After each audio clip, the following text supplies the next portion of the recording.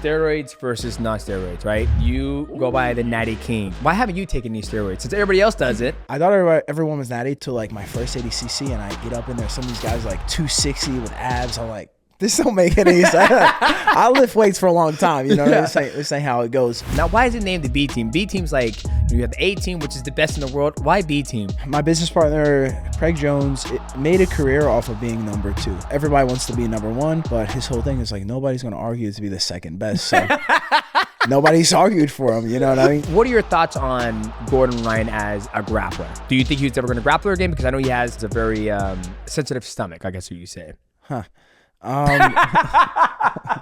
He said, ha. Oh, it's 15-time world champion, Demetrious Johnson. You're listening to the Mightycast. What's going on, guys? This episode of the Mightycast is sponsored by PrizePicks. Now, PrizePicks is a daily fantasy sports game where you can play directly from your phone. It's very simple. Go to your app store, download PrizePicks, and when you do that, make sure you use my promo code MightyCast. Cool promotion going on right now. All you gotta do is play $5 in your lineup. Make all the picks you want. Where it could be mixed martial arts, NBA, NASCAR, CSGO, Valorant. No matter what happens in those picks, you're gonna win $50 if it's your first time signing up and playing.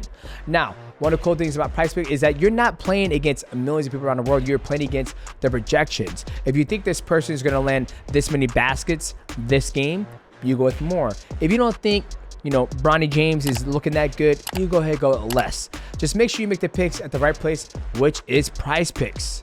Now, shout out to PrizePicks for sponsoring the episode of the Mightycast. Now, let us enjoy this chat with the $1 Million Grappler, Nicky Rod. Enjoy. Oh, wait. You're so fucking well-demeanored and calm. What other way should we be? I don't know. Yeah. Like I said, you were the, bring in the next grappler. Come on, hurry up so I get my check. Come on, let's go. Yeah, it was a good weekend for me, for sure. All right, 3, 2, 1. What's going on, guys? Welcome back to another episode of the Mightycast, and I am joined by the $1 Million Grappler, Nicky Rod. How's it going, brother? I'm doing well. It's nice to officially meet you, Mr. Johnson. Yes. We got to train today, but prior to us training, I told you this story multiple times, but I haven't told the fans. The very first time I got introduced to see your style of grappling was at CJI1. But I've heard about you multiple. Everybody's like, in jiu-jitsu, it's always about steroids, non-steroid people. And you were very open about like, nah, I don't take steroids. I'm the fucking Natty King, right? I see you come out and you perform at CJI1. How did you make it look so easy? Well, I mean, the regular answer, years of practice and, you know, all that good stuff. But I don't know, how to make it look easy. You made it look easy. Yeah, I guess so. I mean, you know this, it wasn't easy, but it made, you know, to the viewers, I guess it seemed that way. I don't know. It's just kind of, I guess it's like, it's probably how you fight. Like, I don't really. No, because grappling is different. You were able to pass everybody's guard, expose their back, take their back, and you submitted everybody with the rear naked choke every single time. Like, even when you got to the finals, I was like, okay, he's not going to be able to, you know, take this guy down, pass his guard with ease, and get the back and choke him out. And you fucking did that. I was like, how is he able to use this style of pressure grappling and beat everybody? And I was like, he made it look easy. I feel like I compete quite often, and it comes to a benefit because I know how to compete well. And then I found myself in the sense that for a while I got away from like exposing backs and rear naked chokes because people are like, oh, this is all he knows how to do. So I was like, oh, I'm gonna show you I do other stuff. And it's like, that doesn't matter. Like, that means I'm grappling to like satisfy somebody else. It's like, once I recognize that like, you know, you can't pick and choose your submissions unless the skill level is the skill discrepancy is tremendous. Yeah.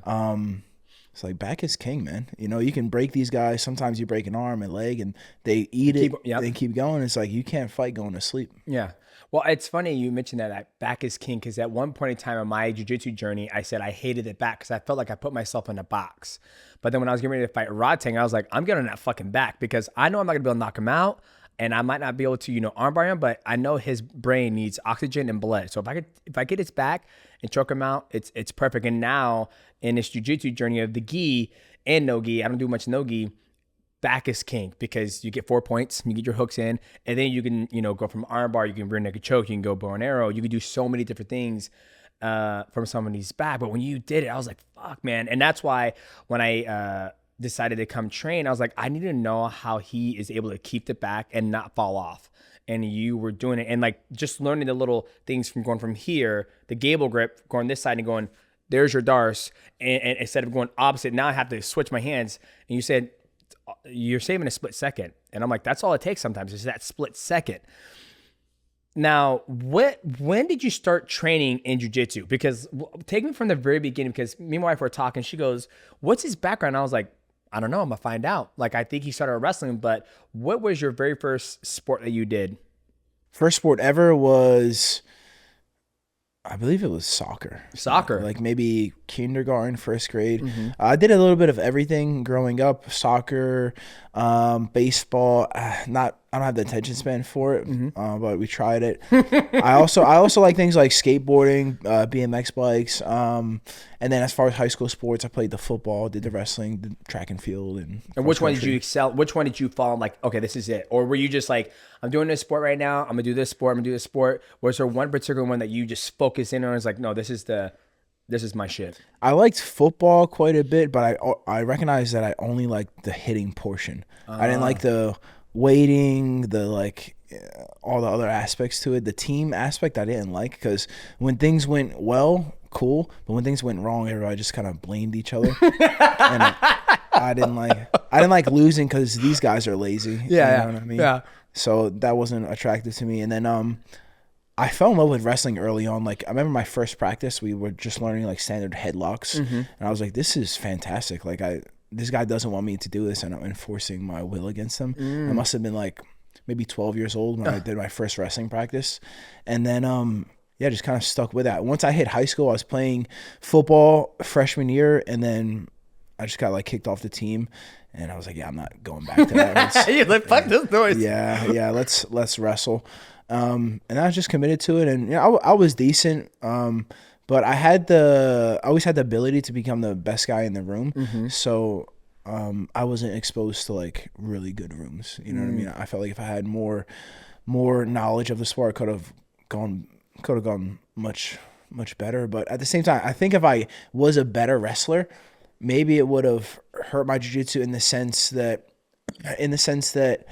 maybe I would have went to college, spent 4 years wrestling instead of transitioned to jiu-jitsu, so get a late start, things like that. So gotcha. So then when you were in wrestling, did you ever win state, or were you like, we were talking at the gym? Like for me, I just wrestled for 3 months and then did track. And I remember you said you pole vaulted. Yeah. Right. So you did some pole vaulting.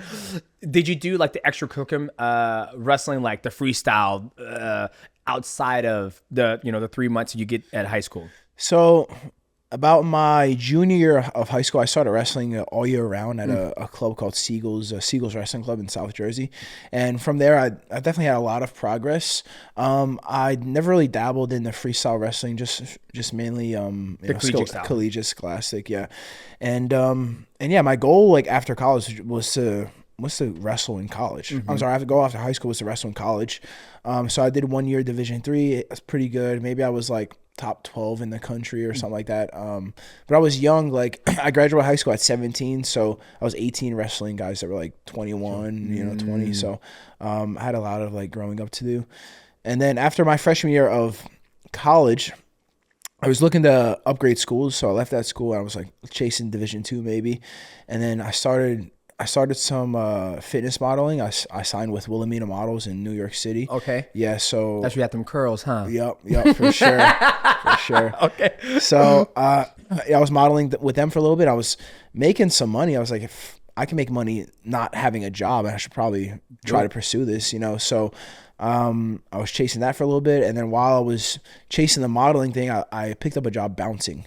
And while I was bouncing, half the guys were wrestlers, other half were jiu-jitsu guys.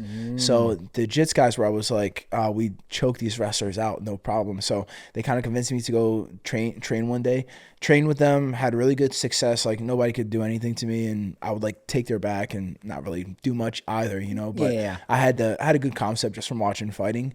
And then hopped around a few gyms locally, and I found one gym, South Jersey BJJ, that I liked the vibes there. They had a good Nogi program, and that was it, man. I think 2 weeks later I did my first comp, and then I beat a couple like brown belts and black belts. I subbed pretty much everybody. I was like, that was easy. Let's keep going. And just kept it rolling. And who was your first professor? Like, so you got introduced you're at the club bouncing with your buddies, and they're like, I'm a jiu-jitsu guy, I'm a wrestler. Okay, well, let's train together. Let's see how this goes. And then finally you went to an actual gym that had a good Nogi program. So who was your first professor or instructor to get you into like, okay, all right, Nicky, this is, you know, a triangle. This is an arm bar. This is rear naked choke. So the owner of the gym, his name is Steve Bongiorno, but the guy that really spent like a lot of one-on-one time with me was Jay Rod, and he's the guy that cornered me in my first ADCC World Championships. And he taught me a lot of fundamentals and things like knee cuts, arm bars, and stuff like that, and kind of like where to stay out of. But more than anything, he got me the best rooms available. So he knew where all the best guys were training at. He was like, you go here on Tuesday, you go there on Thursday, you know. So things like that really helped me to level up quite fast. And this was all in Jersey? Yeah, New Jersey, PA, and yeah. And what age were you at this time? 19. 19 years old? 19 going on 20. Okay, yeah. Okay. Actually, so I started June 19, and I turned 20 in August. Okay, damn. See, it's always crazy when, you know, me and my wife were talking about, we've had other athletes on the podcast, and I didn't start doing any type of form of martial arts until I was in 8th grade. And then I started taking mixed martial arts serious at 18.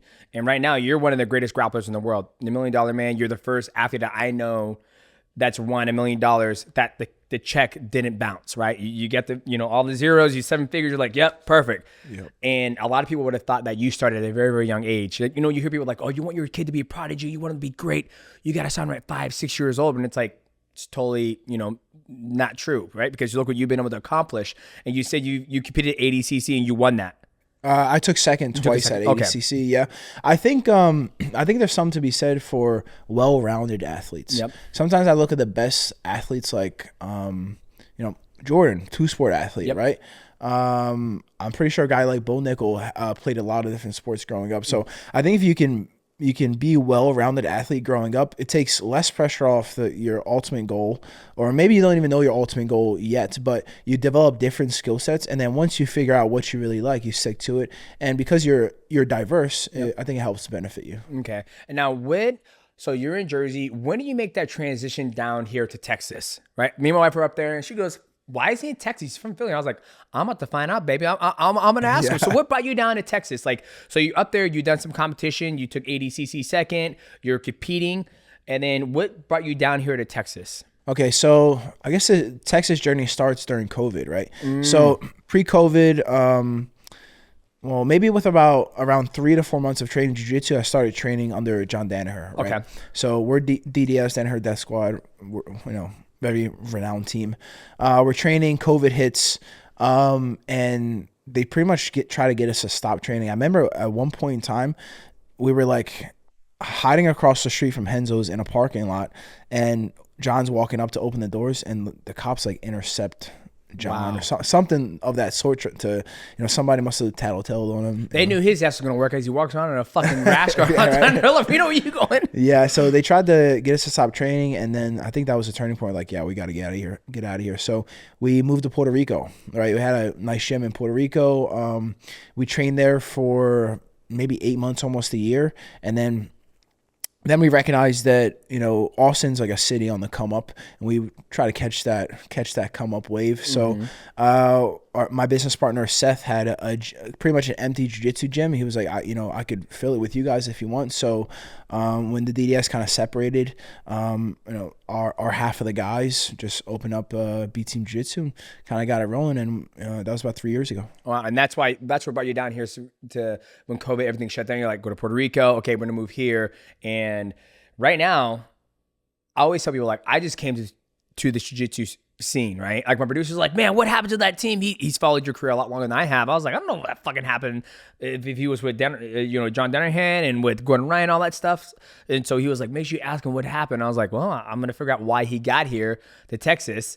And ever since then, it's been the B team. Now, why is it named the B team? B team's like, you have the A team, which is the best in the world. Why B team?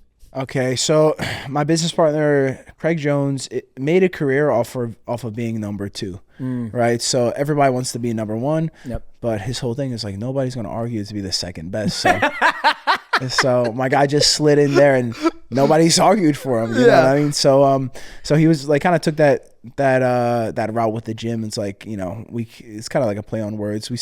I say B. It hurts my ego a little bit calling it the B team, but it's all good. We sell a ton of merch. We have fun in the gym, and it's great. It's good vibes. It's good vibe. What's going on, guys? This episode on the Mightycast is sponsored by Ladder.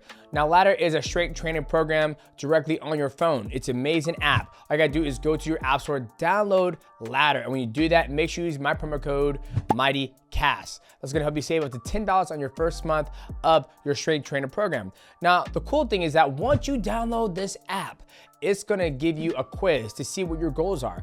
That way, an expert coach can get with you and lay out a nice detailed strength training plan to get you where you wanna go. And the cool thing about the Ladder app is that there's a community team chat where, let's say you get your strength training program from your expert coach and you have a couple questions. You're not gonna be left in the dark. You're gonna be able to have those questions answered by your expert coach. When you're looking to grow your glutes, build an hourglass physique, get defined abs for your upcoming vacation, or chiseled back to show off the backless stress, Ladder can get you where you want to go with an expert coach under expert guidance. If you want to give Ladder a try, make sure you guys scan the QR code or click the link in the description below. That's gonna help you save $10 off on your first month trying the Ladder app. This is an app where you're gonna get a licensed coach, an expert coach, to lay out a detailed strength training program for you. Now, if you have a question about your program, there's gonna be somebody, you're gonna have your coach answer that question for you. It's not a video on demand where you just log in the library and you pick this one. You're gonna have a structured, detailed plan laid out for you to reach the goals, whether it's doing summertime, next fall, or you got a competition coming up. An expert coach is gonna guide you to reach your goal. So if you guys wanna give Ladder a try, make sure you click the link in the description below. That's gonna save you $10 off on your first month, or scan the QR code.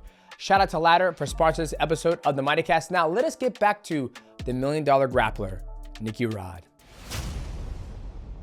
Good vibes. I love it. Like I was telling people that I think a lot of people miss the opportunity to enjoy a good room of wrestling, grappling, learning when you don't have an ego and you come in with good energy. And my wife says it's good that you have a good energy because you can go anywhere and have a good time. And you didn't get injured. I didn't injure. Well, I wasn't gonna injure anybody fucking there. My skill over grappling, but it was, good vibes all the time. And I can see, even the videos you guys posted on, the B Team YouTube channel where it's like, okay, let me see if my brother can tap me out, choke me out. And I'm like, this man's in a full fucking dart. Of course, you like, but you want to tap. How did you guys come up with like this good vibe in the gym? Has it always been that way? Have you guys had meatheads coming here like, okay, now we gotta, we call it the gym enforcer. Somebody's like, beat that guy's ass and calm him down. Well, I kind of invite stuff like that. Like I put out this is maybe 2 years ago, I put out like a video saying that if anybody can score on me 80cc rules, we'll give you a free rash guard. Mm-hmm. So we've had guys come in and try for sure. Oh, really? Nobody's gotten it. But I invite that. Like some people are like, oh, this guy tries too hard. He's like whatever. But I don't know. I like it difficult. Like we used to have one guy that would train with us, and he would like, he was really good grappler, one of the best in the world in his weight class. But he would like, we would do like an hour of training. He would do like a 10-minute warm up and then wait till I was like exhausted and then ask me to roll when he's fresh. And like other guys would be like, oh, like, that sucks. Like, why would he do it? I was like, I don't know. Like, I think that's cool. Like, if I can make great cognitive decisions when I'm exhausted, I mean, that says something to me, you know? So, yeah, it's all good. What an asshole. Here's I was like, Nicky's look a little bit tired today. I think this is the day I'm going to get him. Yeah. I remember I did like 60 minutes straight and then he walks up to me and he like goes for like to dap me up, and I was like, oh, like I took my rash guard off, and typically that means I'm done. I thought he was dapping me up to say like good job. He was like, want to roll? I was like, all right, let's do it. you can't punk me, you know what I mean? Like, it's all good. So right now, when I was at the gym, you're the head instructor for today. And I was talking to you and your brother, and you're like, you guys don't drill. Like, you drill a little bit, but your brother says you don't drill. Where does that come from? Like, do you do much drilling? Or obviously, at the beginning of your career, you did a lot of drilling because you're learning this sport. But now, do you do much drilling? I definitely drill a move a few times, but I'm one of those guys that I can do it 3-4 times and it's kind of in me. Like it turns a reaction fairly fast.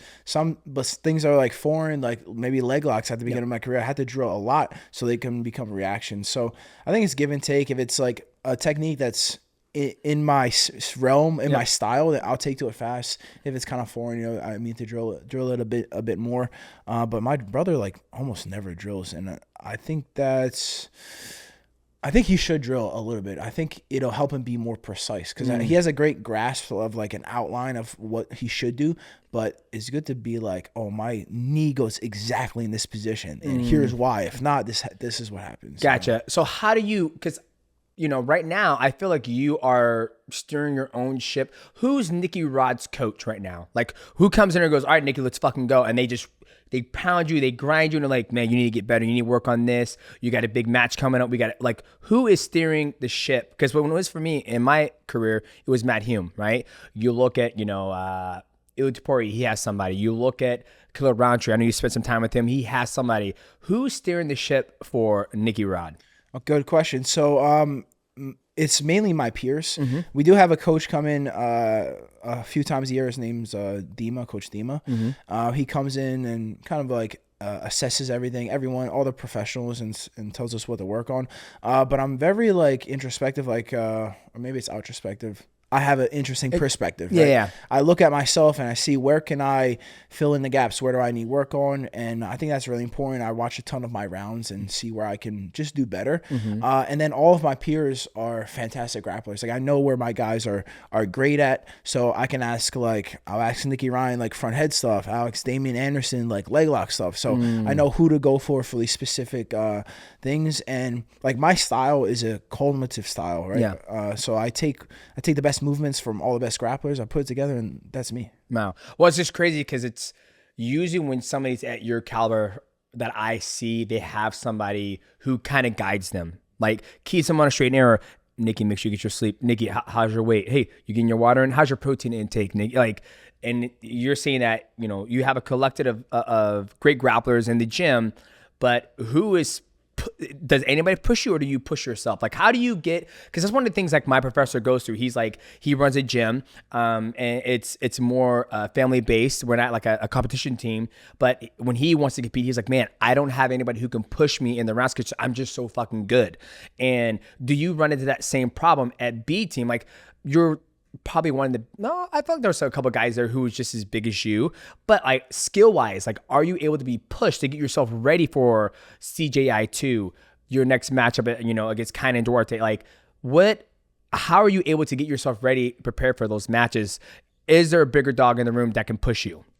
Absolutely. So I'm definitely self-motivated as far as, I've been an athlete like practically my whole life, so I'm dedicated to the sleep and nutrition, all the exterior, all the extra things you can do. Yep.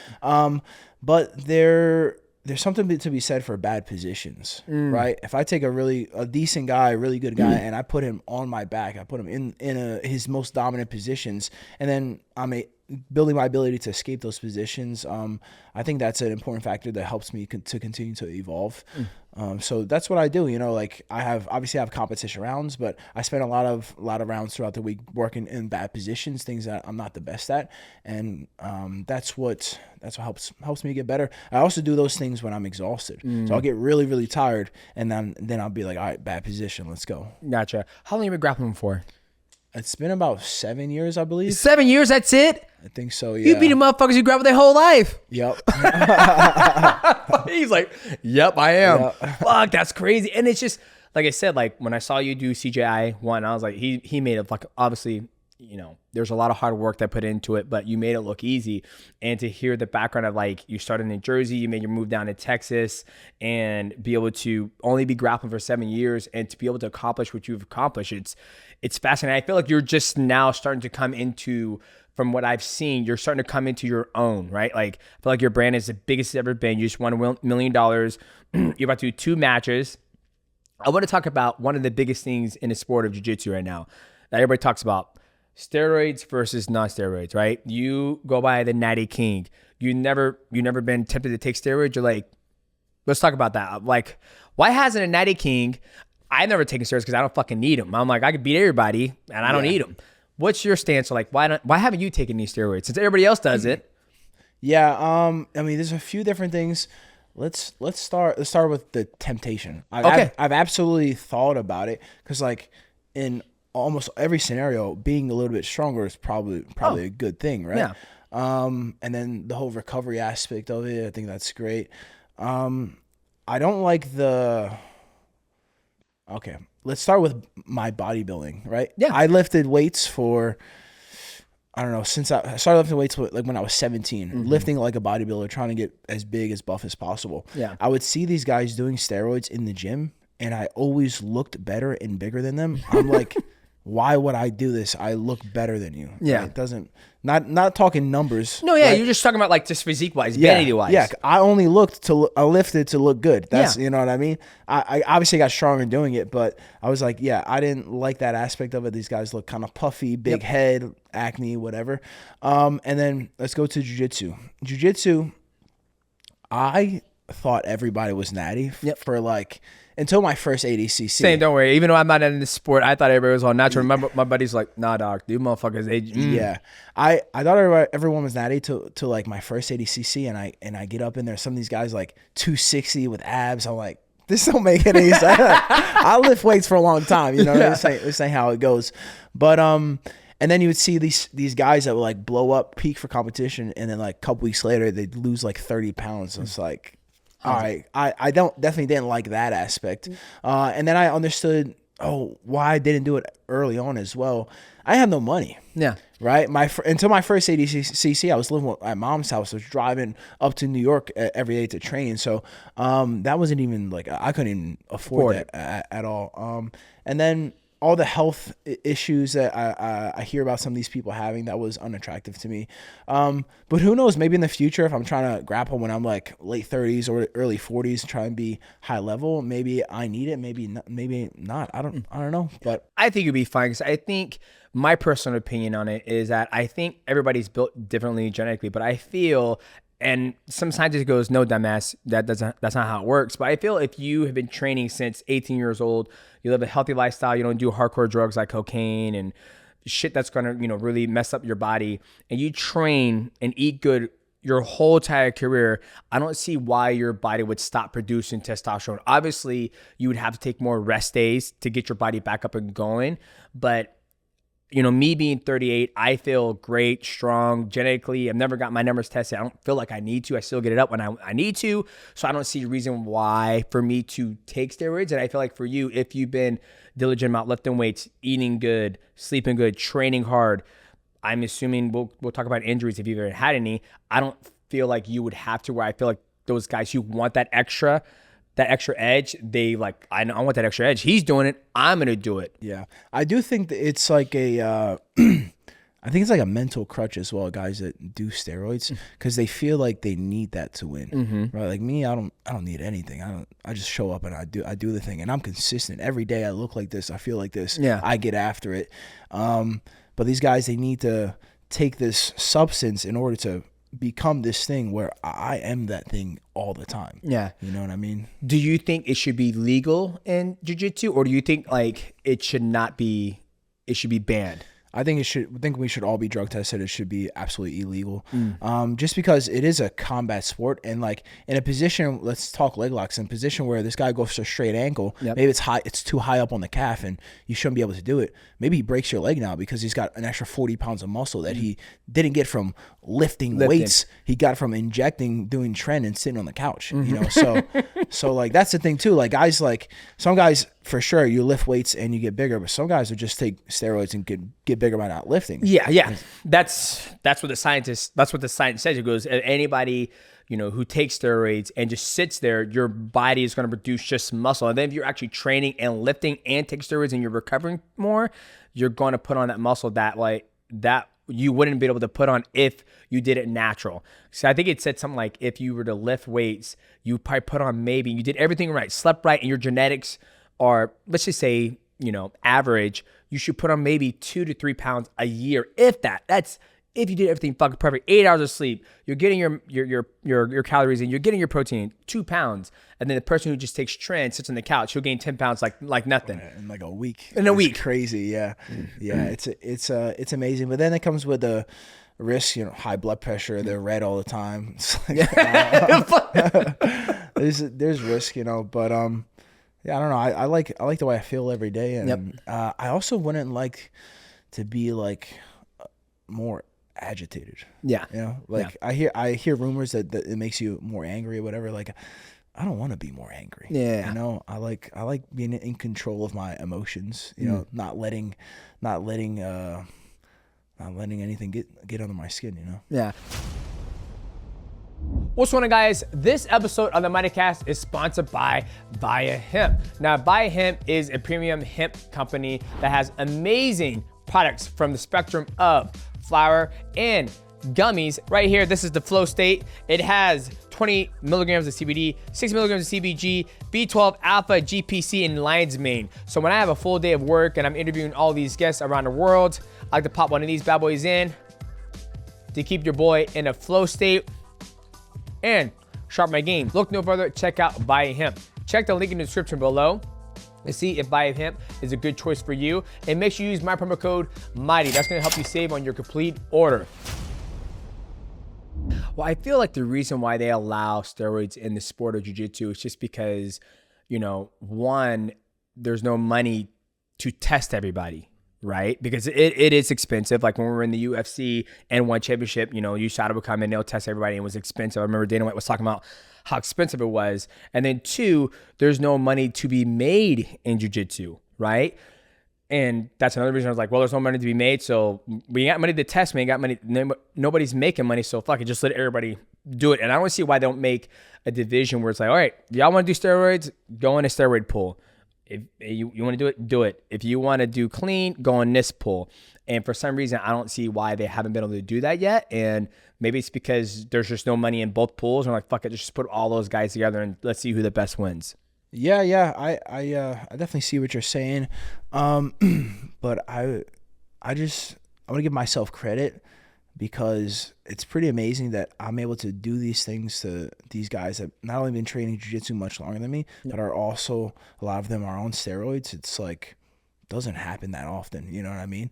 Like if you take a guy that's, you know, let's call it, he's a 7 out of 10. You put him on gear, typically he gets close to a 10. You know yeah, I mean? Absolutely. You know, so yeah, it's sick. I think it's much scarier in the mixed martial arts world because you're dealing with striking and stuff. But I mean, the last person that I was shocked when they came out that they're doping was, you know, Dillashaw, and he was open about it, right? Like he looks fantastic nowadays. I see his Instagram videos. I'm like, dude, you look great. You know what's weird? It's like I don't have nothing against it, right? It's like I just like people being honest. Like, yeah, I look this fucking jacked because I have a little extra help. Like, perfect, that's awesome. Because I always feel, you know, you're setting a standard that is that body physique attainable, natural, right? And I love, you know, when I go to the gym and I lift, there's a guy there. This motherfucker played me like a fool. I gave him a bit of that. I saw him when he was like 18. He was lifting. His jaw was kind of, you know, he's a young kid. And he goes, oh man, you just got to keep on eating. And 2 months later, I see him again. He's bigger. I'm like, fuck man, what are you doing? He goes, 200 extra calories a day. That's all you do. I'm like, 200 calories, that's it, huh? So I start eating blueberries and shit. I'm like, oh, I'm still not getting big. A year goes by. He's fucking massive. I'm like, dude, you're getting bigger. How you doing? Oh man, I just keep on fucking eating. And then next thing you know, he's just fucking massive. He's like 225. I'm like, dude, that's all natural. He goes, it's all natural, man. I'm like, so I'm doing PT, and I met his girlfriend. They were dating at the time, but they separated. I'm like, I have a question. Is your ex-boyfriend, is he natty? And she goes, fuck no. She goes, you know how many needles I'll stab in his ass? I could have been a registered nurse. I'm like, why did he lie to me? And then she goes, I think a lot of people have a stigma that if they say they're on steroids or they're on gear, it makes everything they've done and worked hard, like we just disregard it. Right? I could see that. And that's how I feel. It's like, well, the only reason you're that big is because you have steroids. Like, imagine if I took steroids and I started lifting just as much as you, I'll just be just as big as you. My pectorals or my abdomen might not be laid out as yours, but it's something that I think I love when people are just outspoken about it. I was like, yeah, dude, I'm on fucking gear and this is why I look this big. If I wasn't, then I wouldn't be as big. But that was the first time in mixed martial arts I was shocked that somebody came out and goes, yeah, I was taking EPO. He explained why, because his red blood cells were crashing. But other than that, I fought a guy who was on EPO, and I never forget, his name was Ali Abakatinov, and I beat the shit out of him. And I never forget, in the fight, I was kneeing him, and I remember his jaw shifting. Ugh. And I was like, you know what? I'm not going to knock you out. Something's not right here. And I get done, I go in the back, and I take my piss test. And my father-in-law was there, and he goes, son, I'm going to tell you something. No man takes a beating like you just did to him and walk away from it. Sure enough, 2-3 months later, when he calls me, he goes, he popped for EPO. And I was like, I'm playing video games. What does that have to do? And he goes, he fucking was drug tested. He was cheating. I was like, well, I mean, so it is what it is. That helped him not prevent the knockout? Well, when we were studying his fights, we were watching him and we saw that he would always gas in all his fights. And we're like, okay, well, we're going to beat him up, tenderize him. And then later in the fight, he should be tired and the knockout or the submission should come. But he never got tired. I beat the fuck out of him. If you ever watched that fight, the clinch work I put on him, it was like, even faked the shot, came up, kicked him in the face, shin run across the face. He was able to withstand all that beating I did on him. And Matt was like, he should have got tired and you should have been able to finish him, but he didn't because of this. So it's very rare in mixed martial arts you see somebody pop for drugs just because there's so much drug testing and a lot of people don't want to take the risk. I do feel like EPO is the thing to do though. If I had to choose like which drug testosterone or anything, I'd probably do EPO. Because I mean, how powerful is not getting tired? Being stronger is cool, but if you just like, I'll go forever. Yeah, that's kind of how, like, I think how was it? Man, I think in one of yours, it's almost like a battle of like nutrition, like attrition, like who's gonna like break first, because I can't remember what match it was. I remember you're going and you guys are both going at it. And the round ended, you sat down, you drank some water, and you're like, hey, here we go again. You guys went at it, and then eventually you end up beating him just out of just pure, like, obviously he gave up. But I was like, fuck, you're right. Like, if you can just go all damn day and not get tired, I think that's the better thing to take instead of just being strong as fuck. Yeah. You had a fight where it was like, first half was like Muay Thai. Yep. Second half was MMA. MMA, yep. Yeah. Was that difficult to train for? Not really, just because we do Muay Thai all the time. And I think this is when I started falling in love taking it back, because it's like, oh, cross face, you take the back. But it was something fun to do because I knew at the point in my career that, Rodtang was a very big name. And if I were to do this, I would, cross over to the Muay Thai fans and also mixed martial arts. And everybody always talks about what's better, Muay Thai or mixed martial arts. I feel like Muay Thai doesn't get the rep that it deserves. Like I feel like it's so much better than boxing. Oh, 1000%. It's like they don't get the viewers, the money. I think the reason why is because I think it hasn't really translated over well into America. And I think the reason why is because it's a story, right? Like when I first saw you grapple, there's many fucking Nogi grapplers in the world, but the way you came out, the way you carry yourself, I became a fan. I was like, this motherfucker's good. Like, he's not cocky. He's just sitting there doing his thing. My wife's a fan. I was like, okay, I'm following your story. I want to see, oh, he's also on Natty. Oh, my morals align with him. Like, I feel like an athlete, if you're going to be a professional athlete, you shouldn't take steroids. Okay, I'm a fan. I'm following your fucking career to the day you stop, right? So you gain a fan of me. When you see Muay Thai guys come over here and they fight, it's like you can't really resonate with them because it's like you've been fighting since you're 3 and you're fucking 454 and you had 5 losses and you're still fucking fighting. It's like, you know what I mean? I feel like a lot of fights. It's a lot of fights. So it's hard for me to connect with the story because what is your end game? Are you know what I mean? So that's why I feel like, and I feel One Championship is doing a good job marketing it, but I just feel it hasn't taken off in the state as following the stories. Just like WWE, right? Why do we follow Jey Uso for so long? We want to see him become a final champion that his dad didn't win, right? I feel like it's the stories what gets people involved. But I agree with you. It's way more exciting than boxing, but everybody loves Gervonta Davis. Everybody loves Ryan Garcia. Everybody loves, Triple G and Canelo Alvarez. I just feel nobody's story has really resonated here in America yet. You're 38? Yes, sir. Yeah. Do you feel a difference in your speed? No. Because you look fast on the mat. Yeah, I feel my speed is still here. Yeah. I feel the only thing I feel different about being 38 is the recovery. Yeah. Like, it is hard. Like, after going, I'll probably be sore for probably 2-3 days. But you still grapple every week? I grapple Tuesdays and Thursdays in the gi, and then Friday is open mat, and then Saturday's off. Sunday is I don't do leg day. I hate legs. Like lifting? Lifting, yeah. Yeah, I know, right? Who fucking needs it? If I can lift you up like that, I'm good to go, right? Dude, and the squat of the upper body is the curl. Stick with that. Exactly. And I've had so many knee injuries, so I'm trying to get myself to focus on doing legs. Like, okay, I'm going to start doing legs. But other than that, my speed, cardio, it feels great. I just think the biggest thing is just the recovery. Like, I have to take time to recover, and I have to eat a lot more because the division I compete at in in gi is 154. I'll walk around at 145, 147 when I'm eating, training like regularly. And I just, the speed's there, conditioning is there. Just I need more recovery days. What's your so if you take me back to peak Demetrious? Yeah, peak Demetrious. What's your camp look like Monday through Sunday? Monday through Sunday. Monday, we'll do always strength and condition. I was a big firm believer like you, bodybuilding, right? Like chest, tries, back and buys, Arnold set, like, okay, I'm doing 5 sets on the chest, and I would do that. And then Monday will be strength and conditioning. We do that. Then Monday night would be Muay Thai pads, 5 rounds. And then after that would be drilling. And then Tuesday morning will be swimming. We did a lot of swimming just to do active recovery conditioning. We would do some crazy shit. Matt would be like, all right, take a break, hold it, tread. Don't drop that fucking brick, pass it. You sit there. There was one time, Bibiano Fernandez, we would drop the brick down at 15 feet of water, 15 feet deep. And the person would have to go down, swim with the brick, and nobody's hand, there always had to be a hand on the brick. If a hand came off the brick, we got in trouble. Matt would just beat the shit out of us. And Bibiano was down there, and he goes, no, I was down there first, and I was going, and I was pushing the brick, and I look up at him, I was like, come down, like, yeah. He goes, no. I was like, you fucking punk. So I kept on swimming, and when I got to like 5 feet of water, I was like, come down. He goes, come down and grab it, we'll switch. Then I'll be morning, Tuesday swim. Tuesday night would be sparring, Muay Thai sparring. Then after that, we Muay Thai drilling for an hour.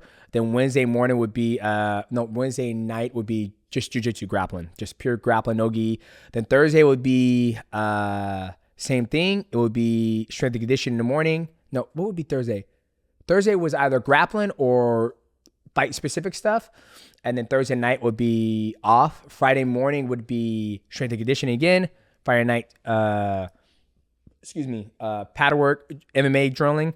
Saturday would be fucking sparring. Sunday off, repeat. 1 day off. 1 day off. Would you do anything differently if you could go back? 1,000% more days off. More days off. Yeah, but then at the very end of my career, it was like, Monday would be the same. Tuesday swim. Tuesday night spar. Wednesday morning off. Wednesday night grapple. Thursday same thing. Actually, it was the same shit. I would have liked to take more time off, but in mixed martial arts, there's so much you have to cover. The grappling, just the pure grappling. Like, that was one of the things I love about my camp is that Matt forced us to do, okay, you're just doing Muay Thai today. Okay, you're doing jiu-jitsu. You're just do MMA jiu-jitsu, where it's like, can you punch, move, create the frames, get them to punch, extend, and move them. And there's just so much you have to cover in mixed martial arts, where jiu-jitsu and the gi, I just train 2 days a week, 3 days a week, but 2 days of my professor's like, okay, today we're working on, the crazy dog pass. You go here, grab this and run, keep on drilling it. Okay, let's live roll. So, but if I can go back and do it, it'll probably just be more days off. Like a Wednesday, just completely off? Just Wednesday, completely off. Yeah. Completely off, just to give my body a chance to, feel fresh. And that way when I come and spar, and there's be days like where he was like, hey, take this day off. I didn't like the way you look. Like, you look fucking exhausted. I was like, I am fucking exhausted. Black ass doing 5 mile runs, five fives. And of course I'm fucking tired. But, that's why I think made me so good, because athletically, I was way more athletic than a lot of guys I fought. And I trained hard and I was very disciplined.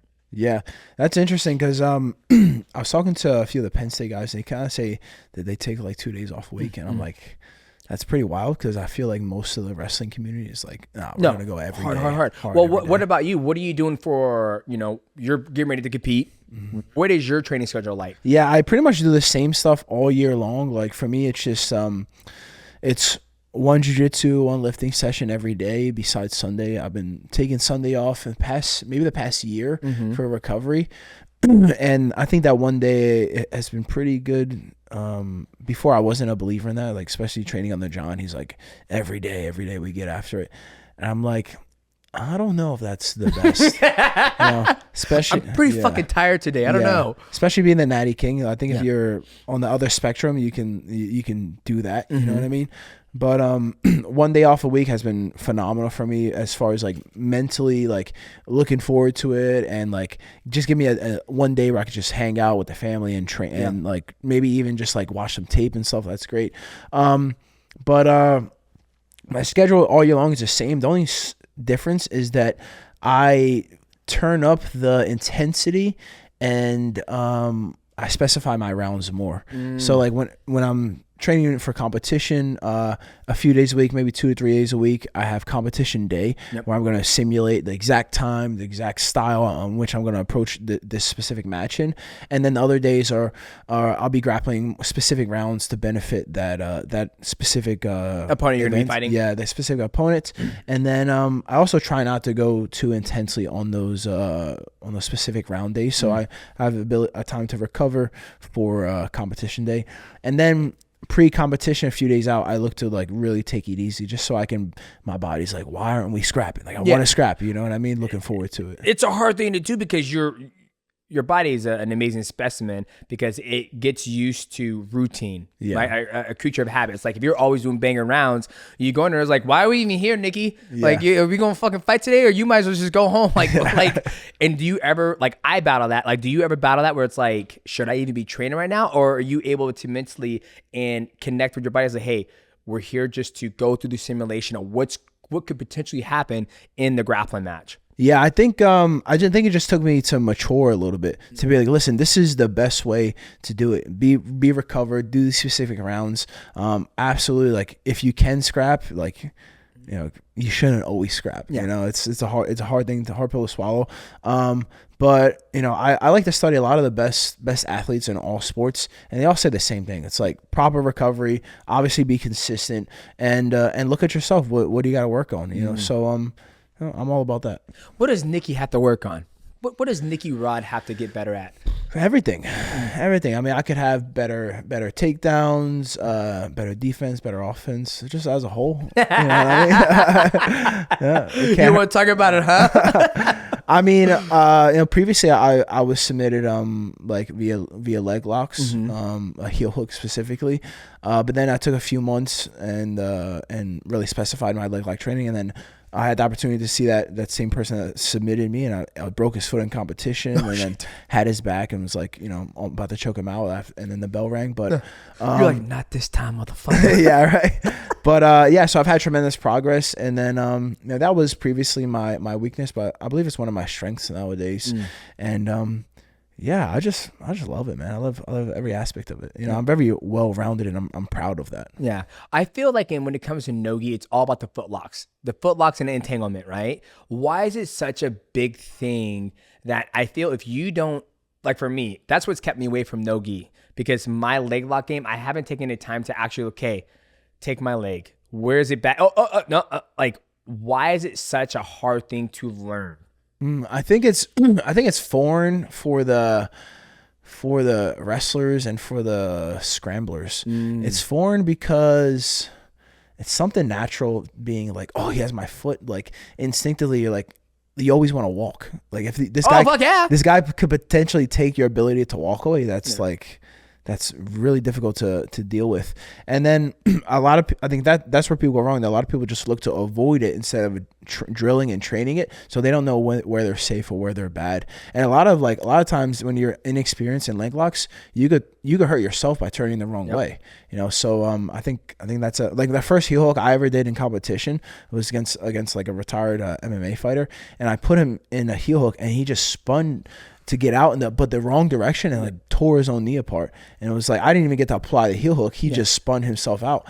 And I was like, bro, that's a lack of knowledge there. Yeah. Do you think heel hook should be banned? Because it's such a career-ending injury where, let's say you're going and there's not enough, obviously where you're competing now, you're making a lot of money. But in the beginning stages of your career, do you think it should be banned along? Because it's almost like a career-ending injury, right? It's like, that's it. Your knee's never gonna be the same and you can never do it again. Like, why have that? And you see people, they tear their knees and it's like, I'm still gonna keep on fighting. Like, why have such a vicious move? It's vicious to me because I don't understand. You go this way, I've seen people tear their knees, they're never the same. But there's a lot of people that goes, oh, leg locks are fucking easy. Please grab my leg. You can't. Do you think it should be banned? Me personally, I think it should be banned. That's me personally. I don't think it should be banned because it's half the body. Yeah, right. It's like you're really taking away a lot of ability to submit. And it's like, all right, do you ban heel hooks and you ban straight ankles? You ban toe holds, like all leg submissions? No. I feel you can keep straight ankle locks, toe holds, knee bars. I think you still keep those because I feel there's a point in time where you can like tap, right? But if you get it and you go, whop, I'm like, fuck, I didn't even get a chance to tap. Nicky, fucking LCL, MCL, ACL is all fuck gone. Now I'm out for 9 months and I got to pay for this goddamn surgery. And good job. I didn't get goddamn paid. That is competition. For sure. I mean, most of the time when I get submissions, they break before they tap. It comes up like if it's not a choke, if it's a Kimura or armbar or a heel hook, it breaks fast. Yeah. But I mean, I guess in a way, breaking a knee is definitely worse than breaking like an arm or an elbow. I think any break's fucking horrible. It's bad. Yeah. I don't know. I think it's just so much of the sport. There's so many. Especially because I understand it now, so many cool ways to enter the leg locks, even going from like the wrestling position and then maybe get taken down into a scramble, into a leg lock. Like it's poetry in motion when you tie everything together. You have the ability to attack high, medium, and low. I think it's a beautiful thing. I think it just. I also think if you take the leg locks out, maybe for the non-pros, and then you turn pro or you get to black belt level, and then you start doing legs, you're so far behind the curve. Because you got this blue belt, like it's also equalizer too. Yeah. You see this little blue belt kid that's been like only doing leg locks and guard retention, and I goes against a black belt and just submits him. Like that's an amazing thing. It's like, is it the blue belt's fault or is it the black belt's fault, right? Because it's something you don't get introduced into it, right? Like when I was going through it in mixed martial arts, I know the heel hook, turn this way, don't turn that way. I'm versed in it, but we never really go hard on it because all it takes is one injury. And then it's like, well, you can never. My coach, he was at ADCC and he tore his ACL and he still won the match. He goes, well, I can't fucking compete. And he never had a mixed martial arts career after that because he was like, tore my fucking ACL. I was like, I can't be agile. I can't move, be, lateral like I used to. And so for me, he was like, when at the very beginning of my career, he's like, man, I want to do ADCC because you did it. He goes, nope, there ain't no money in it. And I want you, he goes, you want to take your ACL? And I was like, no. And he goes, don't do ADCC. And so for me, I'm like, man, heel hooks have always been something I've been traumatized, seeing athletes go. And I'm like, oh, like even when I'm at CGI, like Levi Jones, where he's going, I'm almost like, oh my fucking God. And my wife's like, will you calm the fuck down, babe? He's gonna tear his shit. So for me, I'm like, man, I always want to get your stance. Like, do you think it should be banned or not? Yeah, no, I don't think it should be banned. I just think more people should train it. Just train it. Yeah, it's this interesting dilemma that happened. Like leg locks first go onto the scene and like they're dominating. Everybody's getting leg locked, right? And now people like learn like the first like 1 or 2 defensive moves. Now everybody's getting countered. Like we saw like I mean, this is a bit of an older match, but we see like Gordon get countered by get his back taken off a leg lock by Felipe Pena, and then gets submitted in ADCC, and it's like that was like the next wave where people are learning like a couple counters, and now you're seeing longer sequences where it's like leg lock, counter, leg lock again. It's like you have this like 8 move series to actually get to the leg. So yeah, I don't know. I think people should train it. But the best way to train it is in a very intelligent room where everybody is getting to the submission and holding it for 3 to 5 seconds and gradually applying pressure and recognizing like, hey, you're in a bad position. It's like, all right, give them time to tap. What you don't want to see is like you said, treating like a comp round in the gym, like comp round out there where you just snapping things. It's like, that's the best thing about competition is that you don't care if you break your opponent, but you know you care if you break your training partner. That's something you don't want to do. So I think as a whole, if in all submissions really, if you could get to the submission, hold it for 3 to 5 seconds, and then gradually apply breaking mechanics, then it's a much safer sport. Gotcha. Yeah, it's something I want to add into my game just so I can be knowledgeable, because I feel like that stunts my game.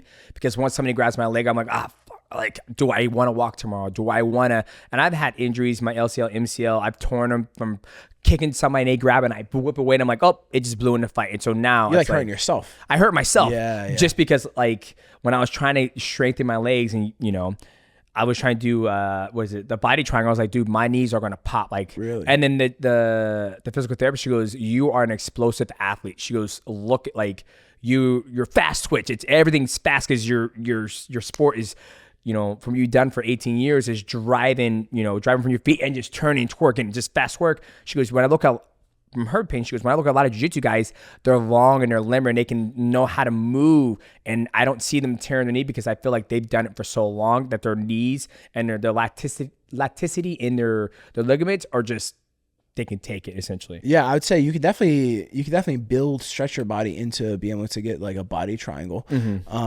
Something you could. You think I can work on it? Let's start you off with a very petite.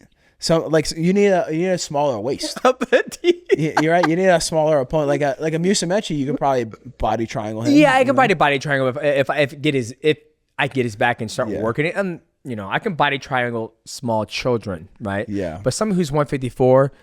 No, really? No, I can't. You could body triangle yourself, right? Yeah, I got a small waist though. I'm pretty small for what the waist division. You got? The 28? 28, 30. Yeah. Good guess. Yeah. He's already goes little petite boy over there.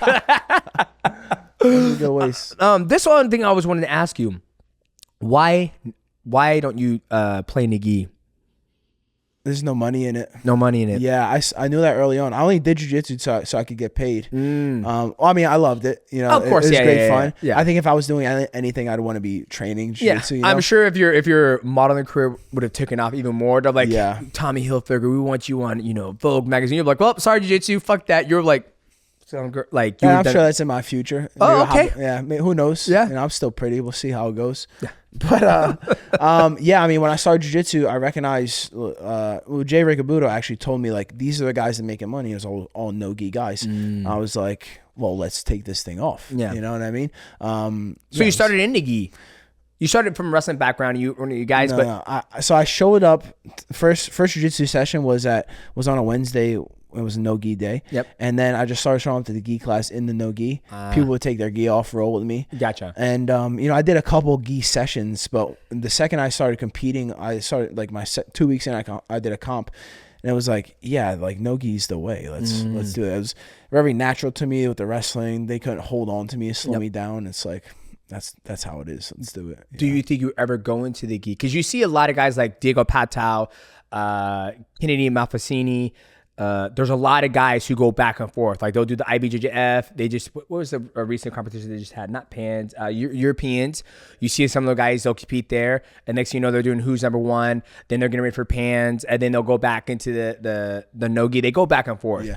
The IBJJF stuff is confusing because there's really talented guys that compete there, but they pay money to compete. I'm one of them. Yeah. Like that's great, but you're doing it just for fun. Yeah, right? yeah. So these guys they're paying money to compete. It's like that's not a professional program. I don't know if they pay for a winning black belt at those competitions, but that doesn't make any sense to me. I've never heard somebody say that. That's not a professional sport. You're paying to compete. Damn. It'd be different if you had like a bet match. Like I'll bet you this much so that I'll win. You know what I mean? But that doesn't make any sense. Yeah. God damn. Let me think about this now. When you're a professional basketball player, you ain't paying to compete. When you're a professional soccer player, you're not paying. If you're a professional bowler, you're not paying. God damn, this might be the first sport you actually pay to compete as a professional. What about bodybuilding? Bodybuilding, you have to apply for your IFBB card or whatever, right? Apply, is that like you have to win this competition to get it?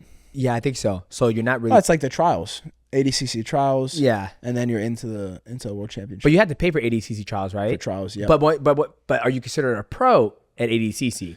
Technically, because you get show money. Yeah, so jiu-jitsu is the only sport because when you compete, you didn't pay for CJI. You got paid 10 G's to show up to compete. Yeah. So when you competed at ADCC, or if you were to compete at ADCC now, do you have to pay in order to compete there? For the trials. For the trials. But for the trials. Yes. So, but if you make it, you win a trial, you go to the bigger competition, you have to pay to get in? You get paid. You get paid to get in. Okay. Damn. Yeah, because of the CJI, they made it like everybody gets a $10,000. Yeah. Yep. Or no, I think everybody gets some kind of show money for ADCC. I don't know I don't know what it is. Yeah. But so now technically they be professional as soon as you win trials. Sorry, I'm so stuck on the fact that you said you're not a professional, you're paying to compete. Yeah. And I've never looked at it that way where it's like, I think they value the title so much. But like the value should have a physical 1,000%, like a numerical value. Yeah, and if it doesn't, it's invaluable. Gotcha. And that's why Nicky Rod doesn't touch the gi. Where it's like there's no money, there's no point for me to touch it. Yeah, I mean maybe I'll put it on for super fights like later on down the line because I feel like it. But no, I'm doing this for legacy, for money, for fun. Yeah. Okay. I always wonder because I see a lot of other guys they do back and forth. Like, Diego Pato is one of the ones I love to watch because he'll do gi, and then he just won the Europeans. Now I just saw he just competed in Who's Number One, I believe it was.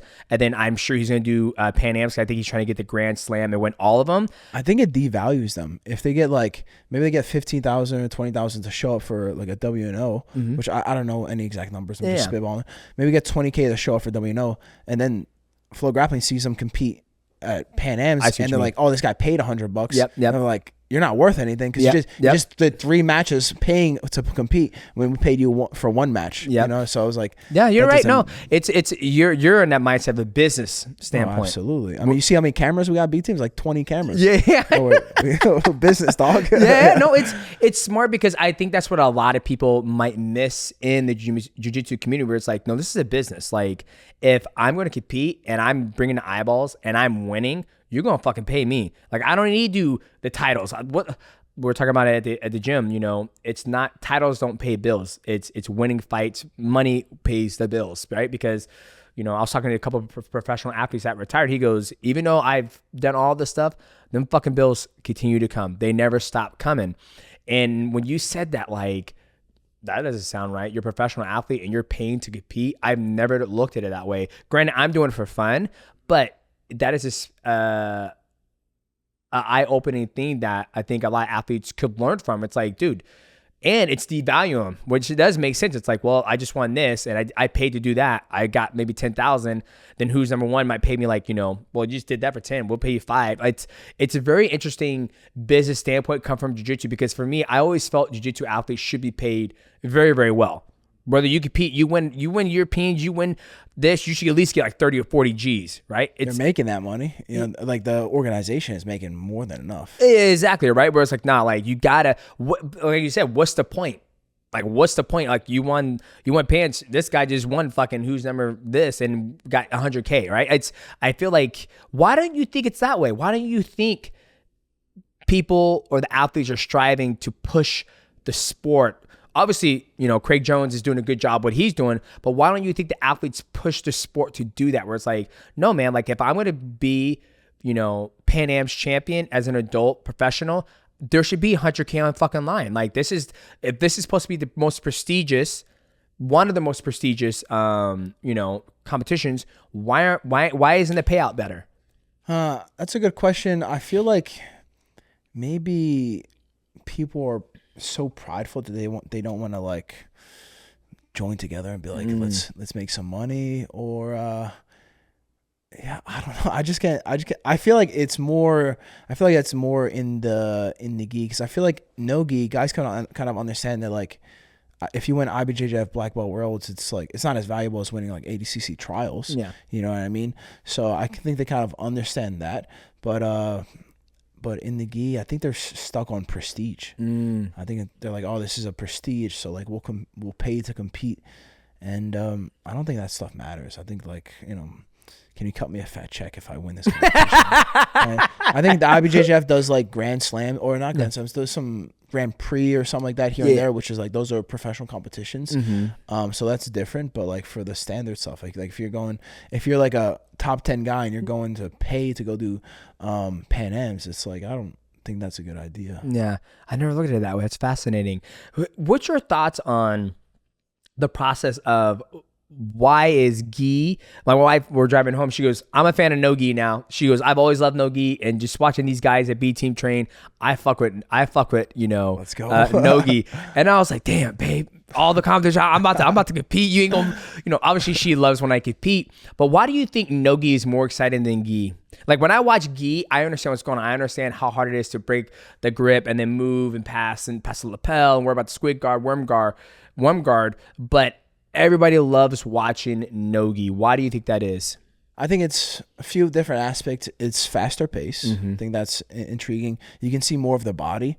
So like, she fucking literally just said that. She goes, I can't tell what the fuck's going on when you're wearing that goddamn kimono. And I'm like, I look like a Ryu. Don't worry about it. Yeah. Like, you can see more of the body. So you see like the placements of the hands and legs better. Also, if you're a buff, attractive guy as yourself, it's going to be more attractive to the viewer. Like, and then, I think that's about it. I think the speed, the body showing, the scrambles. Yep. I mean, you get much longer scrambles. Like, the worst match you can see is two like masters black belt in the gi. Yeah. And it's just like deep half guard, not the nut just hanging out. You know what I mean? So there's much less of that in the no-gi world. Do you think gi will ever get to the point where it's on the same level as no-gi? No, I don't believe so. But I think it has its place. Like, I think the gi will be primarily hobbyist, like indefinitely. But that's good. It's like when you're kind of done with the speedy stuff at 40, 50, whatever, then you tone it down a notch, use less athleticism. You go hold on to your partner as long as you want, and just squeeze them pajamas, Oh, okay. Yeah. All right. Well, shit. Now, here's a question everybody wants to know. When do you think, like, what are your thoughts on Gordon Ryan as a grappler? Because I know you guys have gone back and forth, right? CJI, when you're like, yeah, I'll put my fucking million in and get your fucking titles. Where you at? Nothing ever matured of it, right? Came to fruition. So what are your thoughts on him and his grappling career? Like, do you think he's ever going to grappler again? Because I know he has the upset, he has a very sensitive stomach, I guess what you say. Huh. He said, I like Gordon Ryan. I think he's great. Yeah. I think what he's done in the past. I know there's that's a match I feel like you want to have.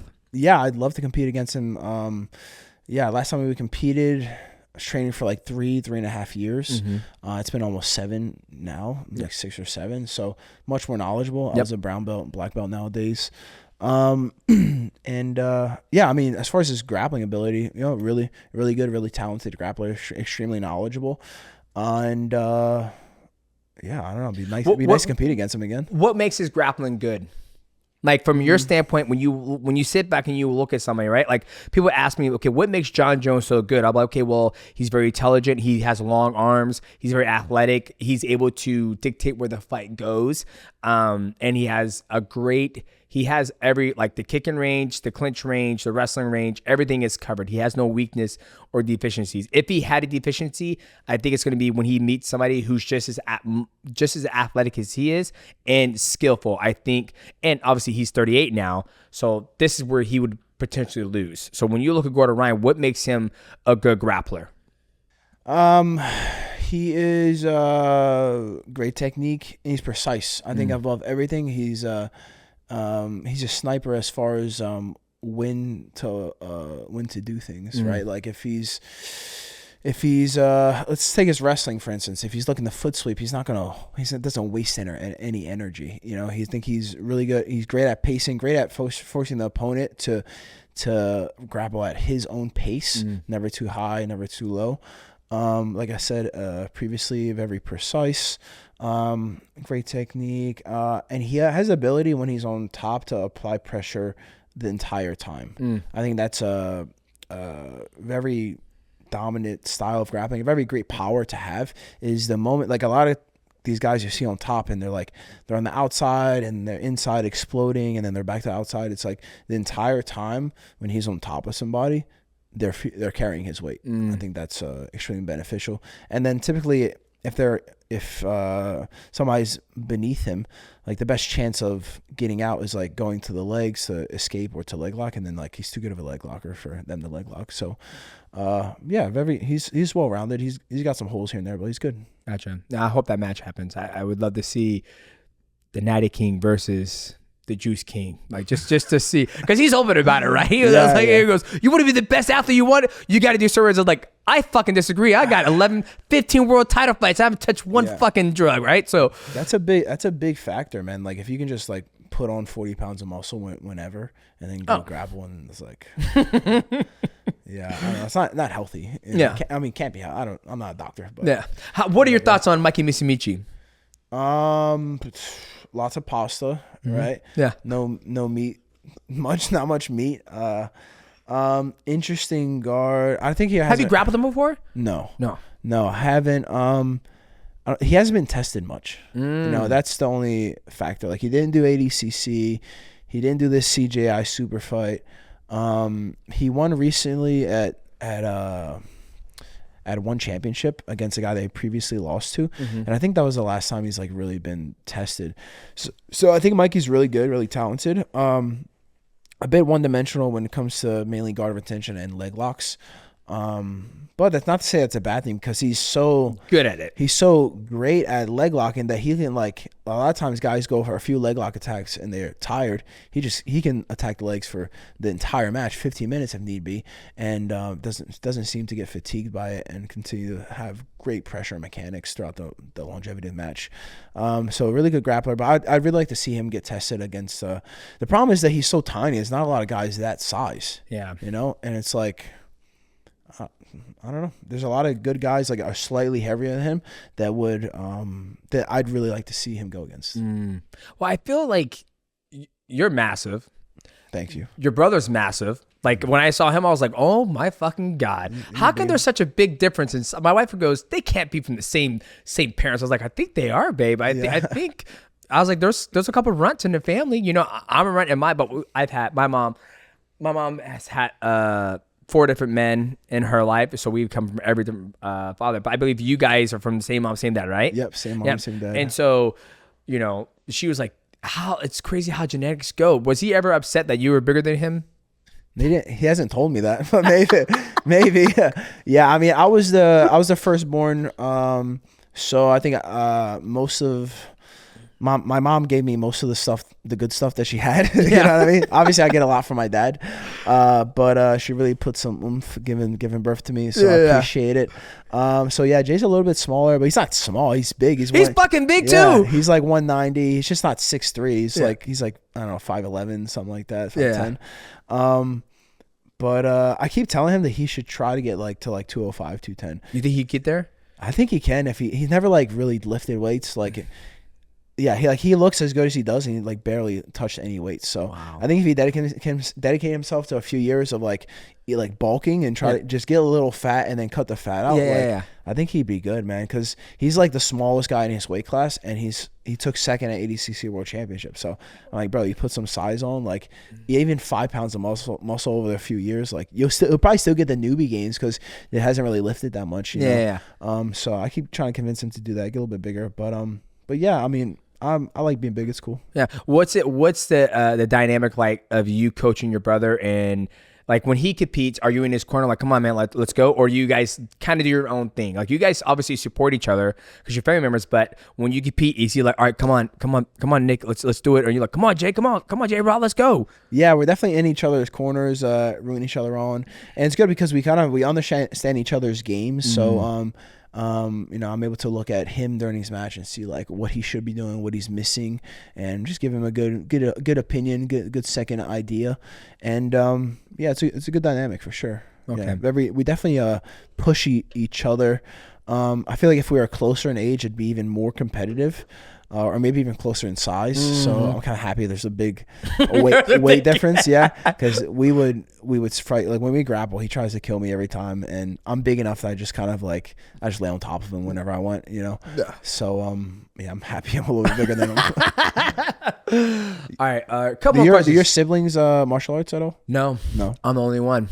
My sister, she played basketball. My older brother, he wrestled, but not really. Went off and took it. My younger brother, he has schizophrenic bipolar, but he was he was just genetically gifted. From the dad's side? From my dad's side, yeah. Yeah. Just genetically gifted. Bigger than me, fucking shredded. He was so crazy. This motherfucker was doing pull-ups on like the fucking door jams, just like grabbing, just pulling up.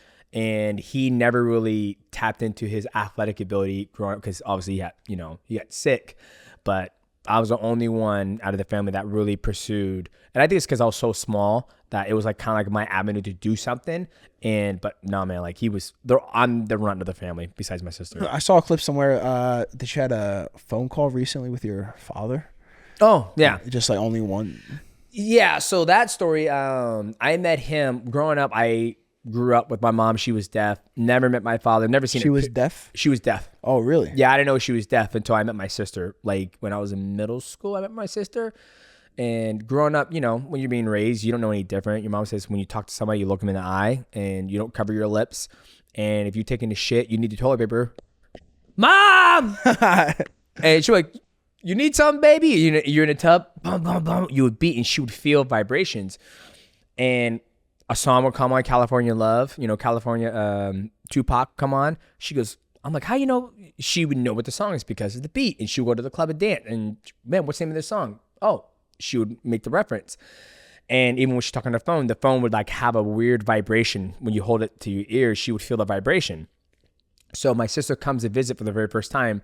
And she goes, y'all know mom is deaf, right? I was like, no, the fuck she ain't. She goes, ask her. I'm like, Mom. I get her. I was like, Mom. She goes, are you deaf? She goes, yes. I'm like, what the fuck? Yeah. And she goes, think about it. Every single time you need me and you're in a different room, what do? I beat. I can feel vibration. She goes, and each time we talk, you look me in the eyes and I can read your lips. And I was like, oh my God. And I'm like, what you thinking about? She goes, move your fucking hand. Because she couldn't see. And then she ended up getting cancer and she was battling, she was doing chemotherapy. And I went to go visit her and she was watching the TV. And the TV is probably like where I'm at to the corner of the wall. And she's sitting there and there's no sound, no closed caption. And she would watch all her shows in closed caption. She goes, I just like to read just to see what's going on. But she was watching the show and it was Prince of Persia. It's a video game made into a movie, and she was sitting there and I was like, what's going on in the movie? And she's reading the lips. She goes, oh, they're talking about the prince and all that stuff. And I was like, fuck, you're that good at. She goes, think about it. I've been reading lips since I was in second grade. And I'm like, wow. So, but you got a big match coming up, kind of Duarte, right? The ADCC champion versus the CJI champion. Indeed. Talk to me about this. We talked earlier and I was like, man, I'm shocked you're doing this now. I thought this would have been CJI 2. right? The two kings from the biggest divisions. Well, biggest, I feel, prestige. Everybody's like, oh, CJI is a prestigious. Like, motherfucker, you won $1 million. That is prestigious. Yeah. Right? You ain't winning $1 million at 80. And people are like, well, it's not always about the money. I was like, the fuck it is. It is. That's why I fought for fucking money. Yeah. Right? So you two are going to be matching up. Talk to me about this. I'm looking forward to it. Yeah, we matched up twice before.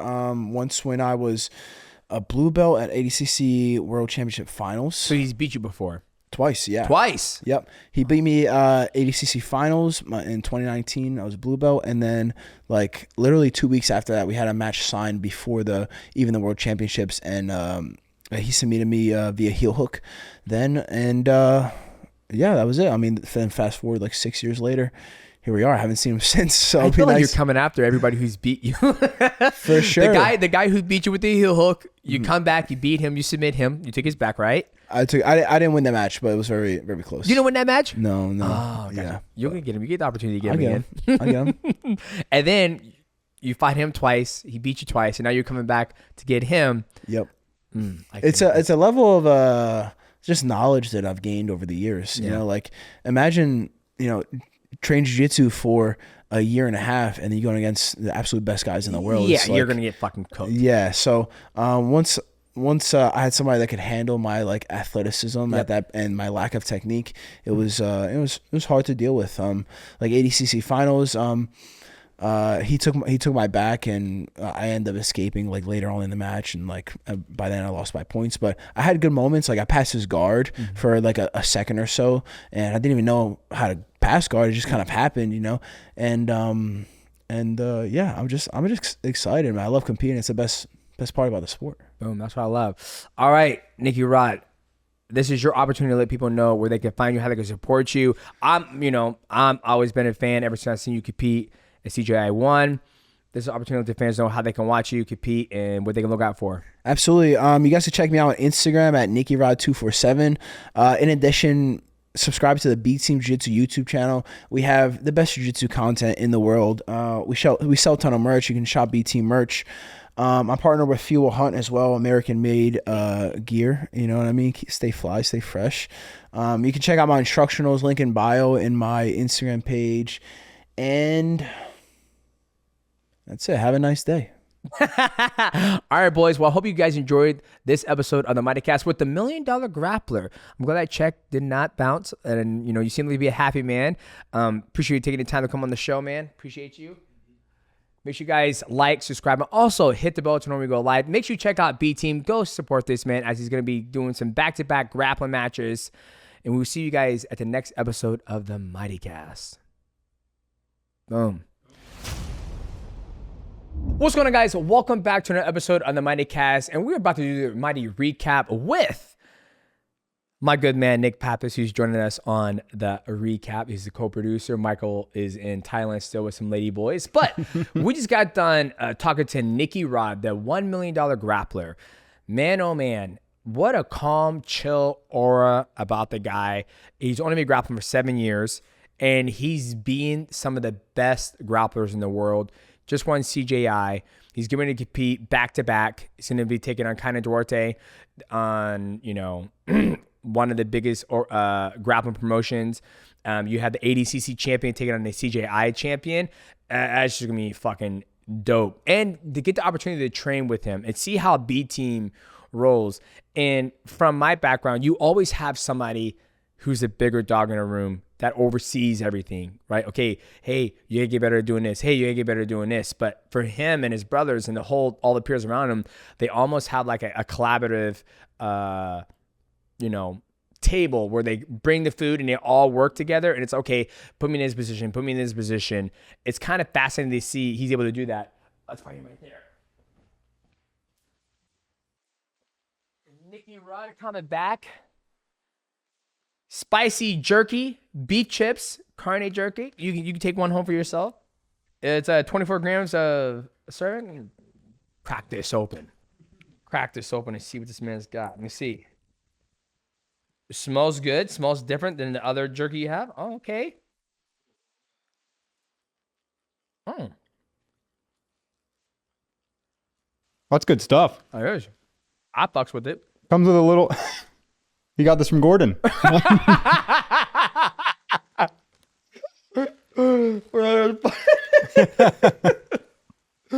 that's fucking hilarious. He said this is his retirement plan when he's done. Mm-hmm. That's what's up. Make sure you guys get some of this stuff. I'm sure you can find this on his website. I know he's got the mullet. Show that to the camera. I fucking love it. It's like the '90s mullet from the action star hero of Get on the Sauce. Use your secret hot sauce on your carne turkey, bitch. Slap your face. This is marketing right here. That's fucking great marketing. But he's a businessman. Mm-hmm. You can tell he's a businessman who understands his worth. Who understands that this is a business. And I think it's a breath of fresh air to see somebody from the grappling community say, this is a business. Yeah. Right? I feel like you're going to do that. Yes, you just won, the Europeans, and you're about to go grapple. You just paid to do that one. And now you're going to go get, I think it devalues you. And I never looked at it in that site. And it makes sense why he doesn't do the gi. Mm-hmm. Right? I think he'd be good at the gi. I think he'd be great. But he's like, there's no point. There's no money. I got to make money to pay bills. Yeah. And he's so strong. Like watching him, I'm sure you felt that. And you could talk, but watching him, I was like, he was so slow and methodical with guys that were even his size in the gym. I mean, what was his strength like when you were going? Fucking strong. And I don't even think he used his full strength. Yeah. Him or Jay Rod, his brother. The other, Josh, I felt his strength. Like he grabbed me and he, and I was like, oh my fucking God. And it's, I always don't think I'm small. Like I told Destiny, like I feel like I'm 12 feet when I'm next to her. I feel like I'm strong. I feel like I can carry myself. But when you get next to somebody who's, 24, 28 years old, and that's all they do is grapple, and they also have weight on you, like 170, 175. I'm about 140, weighted in 150, but, I've eaten a lot in this trip, so I'll probably walk around like 145, 147. I'm just a small guy. Mm-hmm. And feeling their strength, it's like, fuck, I can't compete. I think my athleticism, my speed, and my cardio can keep up. But when it comes to like the technique wise, they're better than me. When it comes to the strength, they got that locked too. There's nothing I can fucking do. Yeah, I mean, those guys are just on a different level. You could tell. And Jay Rod, his style being just so unique. Like, what was it like going against each brother? Obviously, Jay Rod is a little bit relatively closer to my weight. And like Nicky said, he has a unique style about how he goes and he doesn't drill. And I think he is getting all of his technique and learning his style through just competition rounds. Not competition rounds, but just rounds after round after round after round. And I liked his rhythm and his cadence of how he would grapple. Like he'll pull guard or he'll go down and come closer or he'll do, arm drag. He was very dynamic in his approach, where Nicky, I'm sure he's very dynamic as well, but he's a lot bigger, so I think he couldn't put a lot of his weight on. But he got me in the damn darce, and I felt a little bit of strength, and I was like, fuck, man. I'm like, God damn it. I was like, I need some of that sauce. Yeah. Where's the carne jerky sauce? Give me 80 pounds. But, I just think the amount of the vibes in the room was fucking just mint and perfect. And I mean, now you trained with the Rotolos and with Jay Rod. How do you think Jay Rod will do in the next CJI? Ooh, man, those two. Oh my God. That's going to be some fire right there. That is fucking fire. I mean, that's one thing I love about the jiu-jitsu community or the matches that they could make is Rotolo versus Jay Rod. Oh my God. Nicky Rod versus fucking, he's about to kind of Duarte. There's so many matches they can make. And I think the hardest thing is finding the right organization that's going to pay the athletes the right amount of dollar to make that fight happen. Mm-hmm. Right. But if I can see, Rotolo Brothers versus, and now you have the Rotolo Brothers, they're going down the MMA path. And there's so much I wanted to ask Nicky Rod, like, have you ever thought about going into mixed martial arts? What's your thoughts on going to different organizations and doing different rule sets? What's your favorite rule set? There's just not enough time to do it unless we're going to start doing a fucking 3-hour podcast, right? I think we can do it, but I want to be mindful of the guest time. Yeah. And, our time, because we got to edit. I mean, you guys got to edit this shit, right? We don't have, Yeah, but hey, if the fans want it, let us know down below if they want longer shows. We could do longer shows. Yeah, well, we can. But both of them are fucking good. And it's funny how one's bigger than the other one. The wife was like, I don't think they're from the same. I don't understand how. I was like, I mean, yeah, I guess he's a runt. She goes, he's not a fucking runt. He's pretty big. But both guys are great. And B team. And I didn't get a chance to ask, what is it like having a guy like Craig Jones part of the team who's bringing you guys the opportunity to make that amount of money. He's literally trying to change the game of trying to get the grapplers to make money. And CJI 1 was amazing. Like, it was fucking mint. But we didn't get around to ask him about that either. Yeah, I wanted to ask him, like, where the hell is Craig Jones? Every time I see him, he's fucking in a new Russia country. somewhere or Ukraine, just out there doing whatever God knows. I think he's in Brazil right now. Is he? No, I just saw he just left Brazil, and I think I saw somewhere he's in Ukraine, like with a whole bunch of people. But it'd be kind of cool to see, like, hey, what is it like to see one of your teammates coming into the space, not as a grappler, but, you know, I think he's kind of left the grappling scene, like the competition scene. He's more focused on bringing more money into the sport of grappling, and he won the very first tournament, and he got $1 million. Yeah, which is so cool. And I've actually heard Nicky Rod say that he had considered MMA in the past, but now the money is there, so he doesn't have to go get punched in the head. Yeah. I mean, he probably got the biggest payday in jiu-jitsu history. I think so. Yeah. I don't know another person, and you guys let us know in the comments below if there's been another grappler out there besides him and K. Bertolo who's made $1 million. K. Bertolo doesn't count because he had to split it with his brother. They said that. He goes, hey, we're both going to do a tournament and give us both the opportunity to get $1 million, and whoever wins it, you split in half. So you got to ask him again now, though. He won the $1 million. Yeah, exactly right. But I think you're right. He is the only grappler I know that's won $1 million in a grapple competition, because I think ADCC, I think you win $10,000 to $15,000 if you win first place. I think all the other IBJJS, BJJ Stars, all that stuff, nobody's paying out $1 million, not even ADXC, you know. So I think CJI is the only competition where you can win $1 million. And now this year, CJI 2, they're doing team base, where it's like, I think it's 5 people on the team that Something compete, like that, something like that. And I think the prize pool might be still $1 million, or it might go up. So we'll have to wait and see. And you've obviously taken, you know, classes from a ton of different professors. What did you think of Nicky Rod as a professor? I think it was great. I think it's very good that he showed 2 positions, taking it back, pulling the tight waist, pulling them. When he recaptures his balance, you stick your leg in there, lock it up, go power half, bring it there, get it back, and then when he starts to go different ways, do this position, going from the hand grip to there, just those slight little things.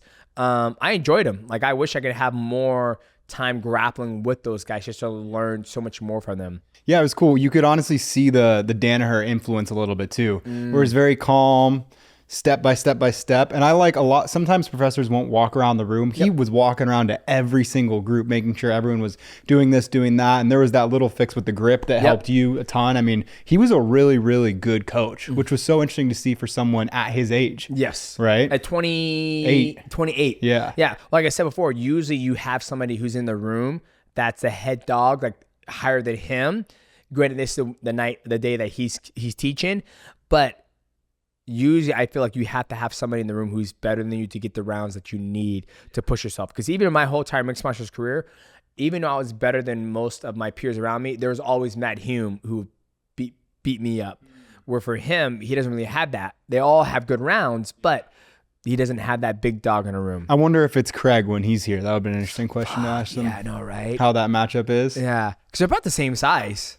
I think Nicky Rod's probably a little bit bigger, but Craig's he's a beast. Yeah. Yeah, well, I think Craig's longer, but not like stacked like he is. And it's kind of hear his perspective on, you know, not doing juice. Has he had the temptation? And he's like, yeah, I've had it. But, you know, you see all the stuff that they go through, the agitation, the bad acne, and I'm beating guys who are on it, so there's no reason for me to get it. Yeah, maybe if I'm like 45 and I need it and I still want to compete, I'll do it. But I think in the trajectory he's doing right now and all the competition he's doing and all the money he's making, I can see him maybe competing like 35, 36. I'm like, I'm good. Like, I'm going to chill, relax, maybe help my brother, keep helping B team. But I think as far as like having that like fucking pounding the ground and going ham, if he's got the finances set in place, he's like, I'm good. I don't need to do it anymore. Yeah. And that's crazy too that like J Rod, I guess technically doesn't have a coach and doesn't drill. Yeah. But he's a beast. He's a fucking like what the hell? Yeah. He gets second in ADCC. Totally different perspective of what you see. And I think if you're surrounded by good people and just good peers, I think you can get away with it in jiu-jitsu. If you have the athleticism, you have the knowledge, you have the capacity to learn. Because I think, like, you know, when you look at other guys like Mikey, he doesn't really have, you know, the last professor I think he had was Cabrinha, but he's not with Cabrinha every single day. You look at the Rotolo brothers, now they're with Eric Paulson, but it's not jiu-jitsu, it's more of mixed martial arts. So when you look at these guys, you know, I think it's a different type of culture, right? Because there is no big dog who's teaching them. Marcus Buchecha, he has Leandro, I believe. But it's just, it's very fascinating to see that they don't have a big head coach in the room. Whereas in mixed martial arts, you go to Greg Jackson, you have Greg Jackson, you have Wiggle John. You go to, you know, TriStar, you have, you know, Faraz Sahabi. You go to, you know, Ashim Couture, you have Nick, who's doing, you know, Sean Strickland's camp. You have a very dominant figure in the room who's running the ship. And on there, they're just their own ship, navigating in the sea the way they want to. And it's crazy, too, because that team is so good. I mean, did you have one easy round in there? Yeah. I didn't. Maybe with the children I did. The guys who are more my size who weren't probably at that level of competition, you know? Yeah. But those guys who are, you know, Nicky Rod, Jay Rod, and Josh, those three are like that pro level competition of going. The wrestling was on point. The grappling was on point. And I believe all three of them submitted me. Yeah, they all three submitted me. And that's okay. I can walk away with my head high, strong chest, and I feel great. So, ladies and gentlemen, if you guys enjoyed this episode of the Mighty Recap, please leave a like, subscribe. Also, hit the bell to go live. And please do yourself a favor. Go follow the B team. Go get some of this man's carne jerky. He's going to be taking on Kainan Duarte. And he also has some amazing matches coming up soon. I am your host, Demetrious Johnson. That is my co-producer, co-host today, Nick Pappas. We'll see you guys at the next episode of the Mightycast.